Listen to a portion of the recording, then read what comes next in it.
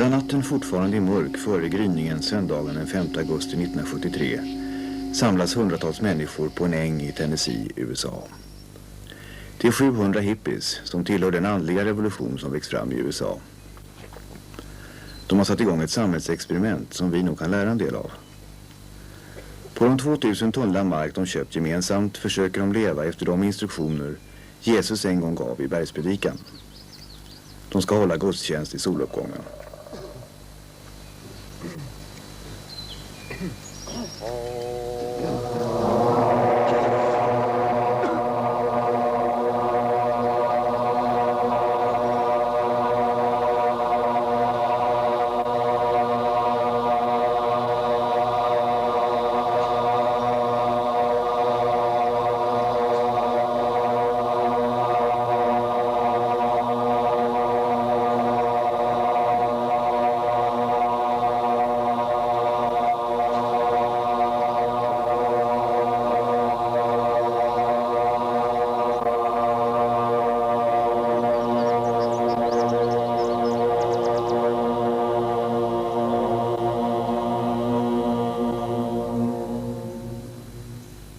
Steven är deras andlige lärare och han håller en kort predikan. If a monkey is climbing down from a tree and lets himself down from a limb until he touches the ground, or if a monkey walks up to a tree and reaches up and grabs a hold of a limb, it's the same thing and it don't matter from which direction he came.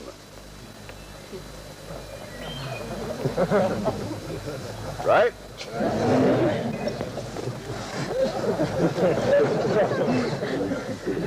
An exclusive apostolic succession is partly based on a false idea of reincarnation,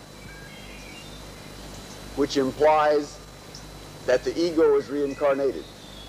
One might say that ego is reincarnated, but not yours. And that we all have to work that ego out. But it ain't ours personal.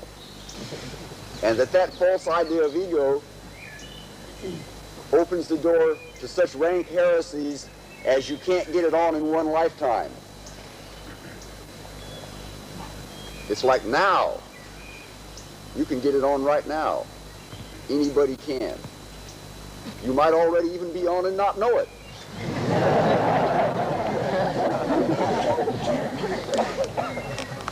It might even be better that way.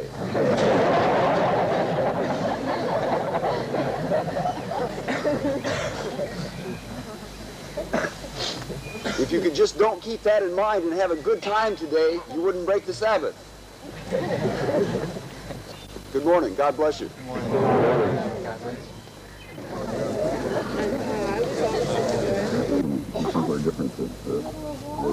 En andlig revolution ger väl intryck av att vara just andlig och inte syssla så mycket med praktiska och jordnära ting. Steven ger uttryck för en lite annorlunda uppfattning. And I think that a spiritual revolution has got to be something that you do rather than something that you just think. And that's what the farm is that we're doing our religion. We're not just thinking it, we're not just espousing it or saying that, well, we're this way, but we be a way. And that way is what made us successfully friendly with our neighbors. That our neighbors in Tennessee, southern people from the southern United States. Not used to outsiders. Who are not used to long hairs, right. En av deras grannar är Homer som har ett litet sågverk.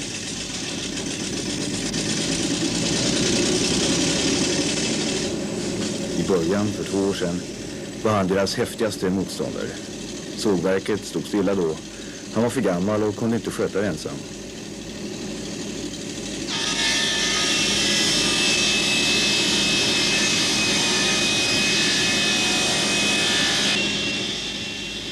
Steven menar att arbete som är genomsyrat av omtanke och kärlek till de vi lever tillsammans med är viktigare än religiösa ceremonier. Nu när Homer vet att de långhåriga på The Farm menar vad de säger och kan jobba hårt, har han tagit upp ett samarbete på sågen som ger virke nog för bägge.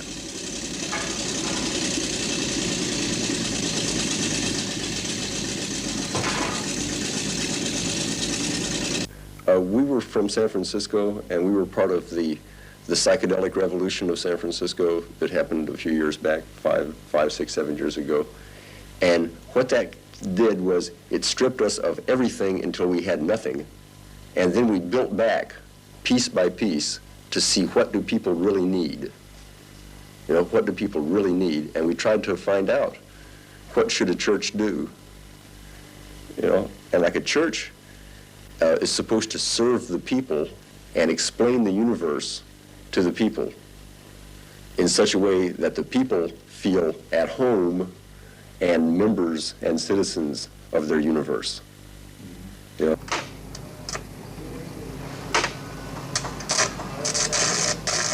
Om någon granne behöver få något svetsat kan han få hjälp på The Farm som har en stor verkstad. Sommaren 1971 kom 400 hippies till Tennessee med en karavan på 50 bussar efter en turné runt i USA med Steven som hållit möten i 40 städer. Sedan dess har det kommit till nästan lika många människor. Nykomlingarna lämnar sina ägodelar till det gemensamma. Är det en gammal bil tar verkstaden nu alla användbara delar innan bilen skrotas.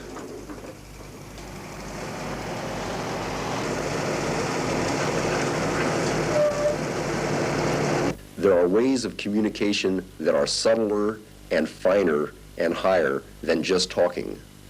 And sometimes people lose the knack for maybe generations at a time. But then they learn it again, and right now people are learning that all over the world, not just in Tennessee, but all across the world it's happening. In Tennessee we're sort of like a crystal, you know, but it's already a super-saturated solution all over the world. And we're just a crystal, and it's going to like just crystallize, you know. And they say that the winds in Italy are so strong that sometimes a horse will back up to the edge of the cliff and face the wind with her tail and become impregnated by the wind because the wind is so rich. And that's the way spirit is across the world right now. It's that rich and ready to do it.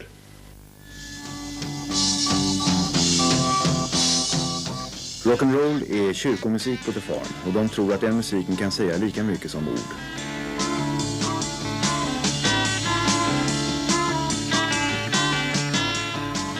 Steven reser ut med The Farm Band på turnéer i en gammal Greyhound-buss och håller möten.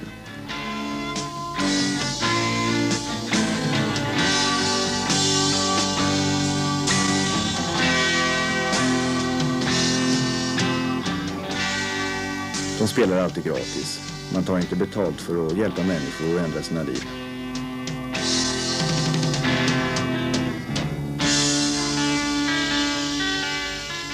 På 2000 tunnland odlingsbar mark siktar de på att bli självförsörjande. För att klara så mycket mark använder de traktorer, men de använder också hästar som kan klara blöt lera och vissa trädgårdsodlingar lika bra eller bättre.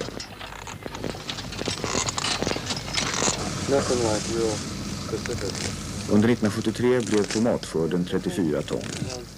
Det gav ett överskott som kunde säljas. Eftersom alla är vegetarianer och de inte tar emot socialhjälp eller finansieras av någon stiftelse satsar de hårt på att vara i hög grad självförsörjande på mat. Den proteinrika sojabönan är den viktigaste grödan som får ersätta kött, mjölk och ost. Det är inte först och främst hälsoskäl som fått dem att besluta sig för att äta växter istället för djur.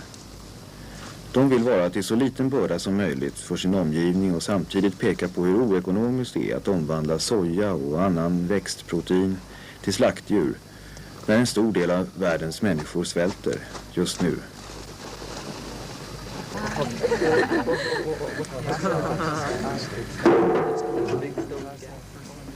De flesta är gifta och bor familjevis. Familjen är grunden för deras samhälle. En femtedel av männen ingår i den grupp som sköter odlingarna. Vid skörd och andra arbetskrävande moment ställer förstås även andra upp och jobbar. Det finns andra grupper som är elektriker, rörmokare, snickare, byggare och så vidare. Okay, I haven't sweat yet. Good. Work harder.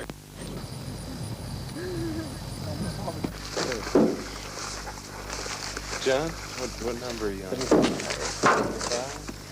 76. Steven är deras religiösa lärare och inte deras ledare. Alla har kommit överens om den anda och de grundprinciper som ska gälla när de fattar beslut i praktiska frågor. Varje grupp är självstyrande. För den långsiktiga planeringen sker förstås samråd mellan grupperna om hur resurserna ska fördelas på olika projekt. Och några direkt organisatoriska problem anser de sig inte ha.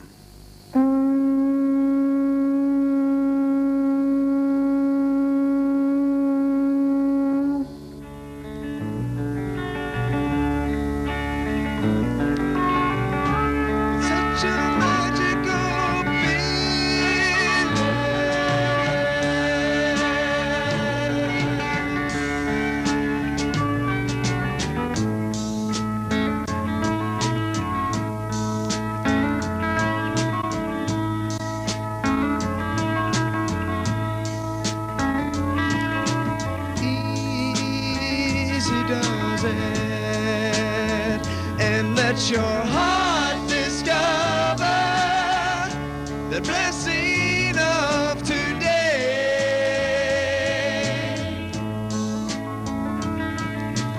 Easy does it. Your broken dreams are mended. Your wars are ended. All they got to when you see.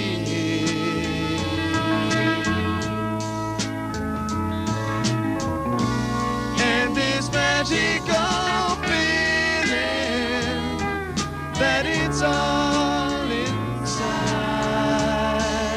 and shining for you. But let it shine around you. Just let it shine and show you that everything you do come to light, but let it shine around you.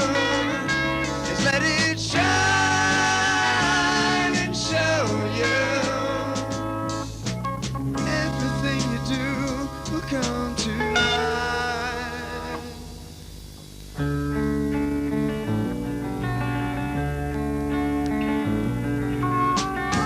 It's such a magical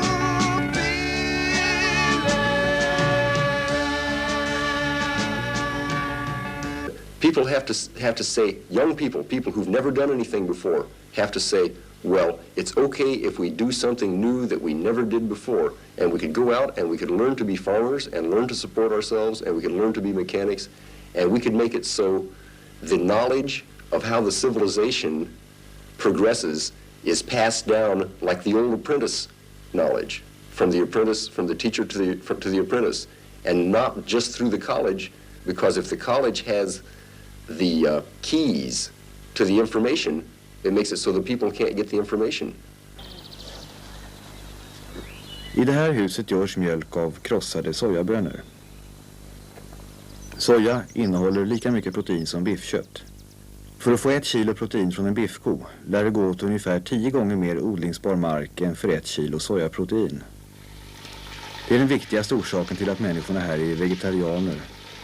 Och de vill visa att om vi vill hjälpa svältande medmänniskor måste vi dela med oss.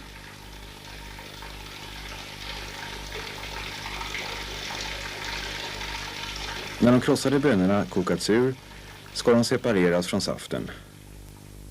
En före detta tvättcentrifug klarar av det steget i framställningsprocessen.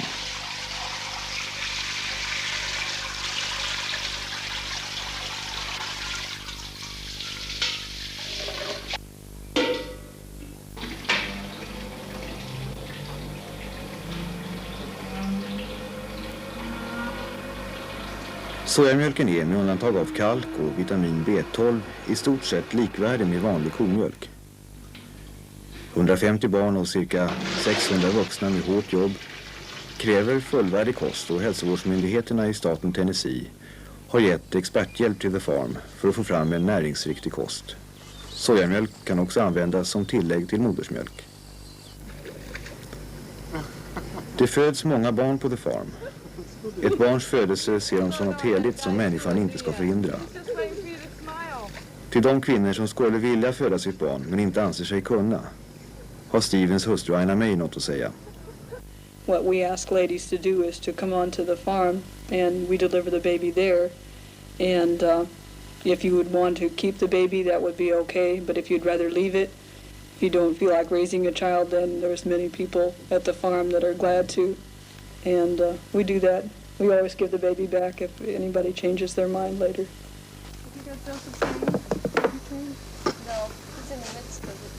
Hittills har 150 barn fötts på The Farm.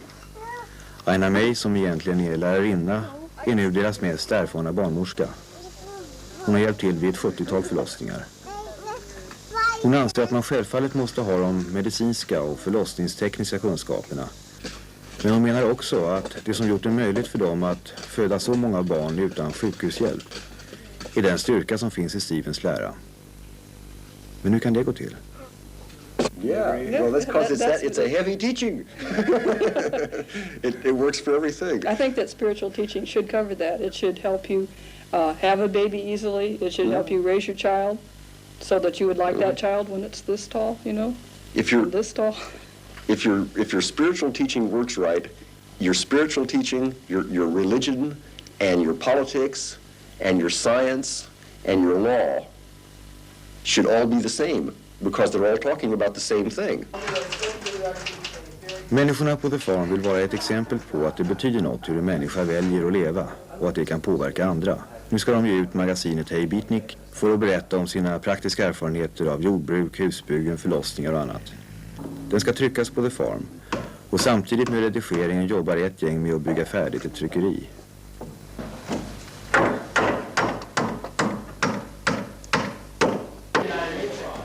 De tidigare böckerna Caravan och Monday Night Class är bandade referat av Stevens möten runt om i USA.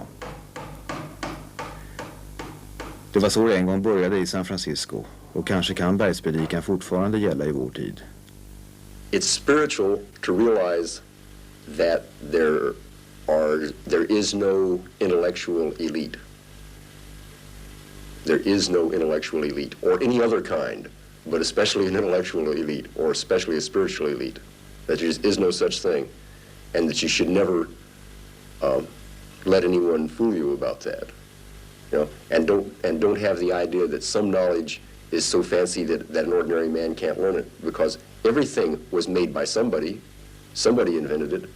A friend of ours who's a farmer was working on a piece of farm equipment, and he said, well, I thought it was made by a man. I ought to be able to understand it. You know? And that's what spirit's like too, you know, because there's a lot of people coming through and they say, you have to have so many levels of consciousness, and you have to have so much Sanskrit secret knowledge, and you have to like learn Japanese, and you have to like learn all these new words and all that. No, you don't. You have to tell the truth, be good, you know, and be kind. That's what you really do, and that's what works, and that does the same thing. It'll get you high. That's some of our basic beliefs on the farm, that that having babies is a sacrament and belongs to the family, not to the hospital, and that marriage is a sacrament and belongs to the family, and that death is a sacrament, you know, and that your old people shouldn't be rushed away to die in some painted white chrome place, but they should get to be with their families and everybody be together and help them out. And God bless you. Good night.